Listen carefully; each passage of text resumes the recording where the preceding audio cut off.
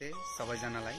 सर्वप्रथम त अखिल असम गोर्खा छात्र संघ डिब्रुगढ जिल्ला समितिको मूल सचिव तर्फबाट जम्मैलाई संग्रामी अभिवादनको साथसाथ गोर्खे सलाम टक्राउँदैछु र साथै तपाईहरुलाई जानकारी दिन चाहन्छु कि आउँदो अंग्रेजी 2 नोभेम्बर 2025 तारिखको दिन दुलियाजान स्थित लक्ष्मी पैलेस प्रेक्षागृहमा वर्तमान समयको मागलाई हेर्दै हामीले अर्थात अखिल असम गोर्खा छात्र संघ डिब्रुगढ जिल्ला समितिको उद्योगमा गोर्खा चिन्तन मन्थन नामाकरणले एउटा अनुष्ठान आयोजन गरेको छौं।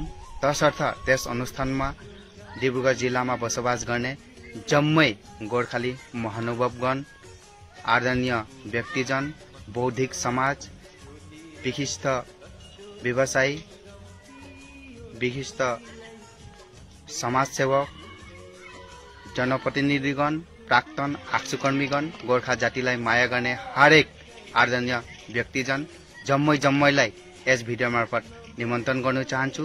तपाईहरुको उपस्थिति नै हामी आउँदो गोर्खाली जातिको हित र अधिकारको निम्ति अखिल असम गोर्खा छात्र संघ डिब्रुगढ जिल्ला समितिले एउटा नयाँ जास, नयाँ जोश, नयाँ ऊर्जा बढाउने छ र साथै तपाईहरुलाई फेरि पनि सूचित गर्न चाहन्छु हामी अनुष्ठान आरम्भ गर्नेछौं बिहान 10:30 बजेदेखि र अन्तिममा तपाईहरुको उपस्थिति हामी एकान्त कामना गर्दछौं। धन्यवाद। जय असम, जय गोर्खा।